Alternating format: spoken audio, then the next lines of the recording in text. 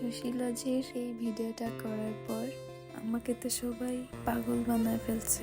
আপু dress from, আপু location কোথায়, আপু কিভাবে যাব, আপু ক্যামেরা দিয়ে ছবি তুললে কত টাকা নেবে, অনেক অনেক কোয়েশ্চেন। যাই হোক, এই লোকেশনটা হচ্ছে ময়মনসিংহ সুশীলজ রাজবাড়ি। এখানে ঢুকতে আপনাদেরকে পার পার্সন লাগবে মাত্র 30 টাকা, জাদুঘরে ঢোকা সহ। আর এখানে ক্যামেরা দিয়ে শুট করলে অবশ্যই টাকা নেই। হ্যালো এভরিওয়ান, আসসালামু আলাইকুম। কিছুদিন আগে আমরা চলে গিয়েছিলাম ময়মনসিংহের সুশীলজ রাজবাড়িতে। আর জায়গাটা এত সুন্দর ছিল, জাস্ট ভিউটা একটু দেখো। এইটা ছিল সুশীলজের সামনের ভিউ। আর রাজবাড়ির পিছন দিকে অনেক কিছু আছে।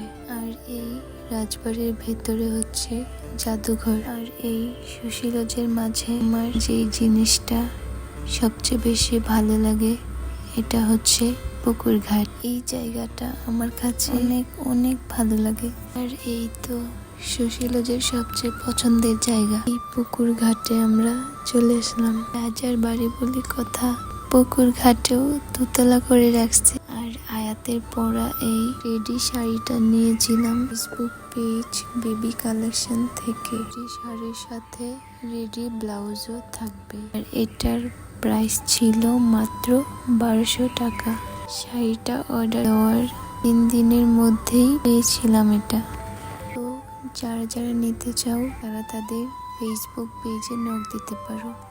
ওদের পেজে আরো অনেক অনেক শাড়ি কালেকশন আছে, খুবই কম প্রাইস। শাড়িটা হাতে পাওয়ার পর আমি ঠিক করে রেখেছিলাম যে আমরা সুশীলজ যাব, কারণ ওইখানের পিকচারগুলো খুবই ভালো হয়। আজকের ভিডিওটি এখানেই শেষ করছি।